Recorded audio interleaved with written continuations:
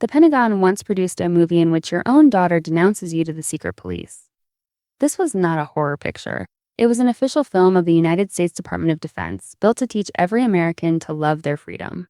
The picture is called Red Nightmare, and your host is Jackwebb, the deadpan voice of Dragnet, stepping in to warn you that everything you take for granted could disappear before morning.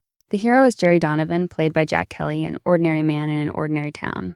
He shrugs off elections, mocks anyone who takes civic duty seriously, and treats his freedom like something that will always be there.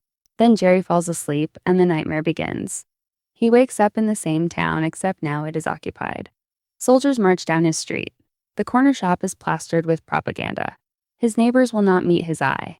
In this America, Jerry cannot choose his work. A committee assigns him a job he never wanted. His savings, his home, and his choices now belong to the state. Everything he thought was his has been quietly taken away. Worst of all are his children. They are swept into state youth groups and taught that the party comes before the family.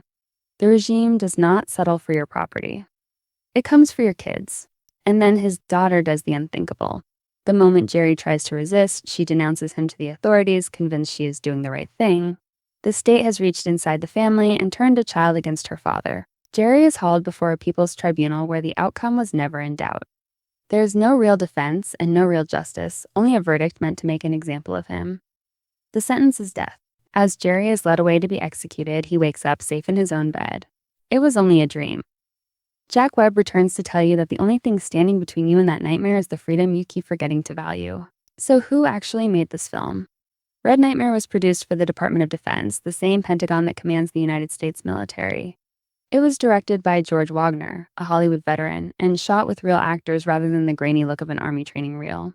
It was never meant for movie theaters. It was aimed at soldiers, civic clubs, and classrooms, a piece of Cold War propaganda designed to terrify ordinary people into appreciating democracy by showing them the worst alternative the filmmakers could imagine. What makes the film unsettling today is not the imaginary invaders. It is the sincere belief that fear was a perfectly reasonable teaching tool, that the government could scare you into being a better citizen. The real monster in Red Nightmare is not the foreign soldier. It is the idea that freedom survives only if you are kept terrified of losing it.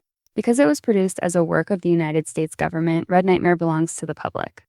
You can stream the entire film for free on the Internet Archive alongside thousands of titles the government either could not or never tried to lock behind a copyright. More than 60 years later, the melodramatic tone looks almost absurd, but the fear underneath it still cuts close. We still argue about how much the government should shape what we believe. Jerry Donovan's Nightmare is a time capsule of an America that was genuinely frightened, and a reminder that propaganda can wear the most trustworthy face in the room.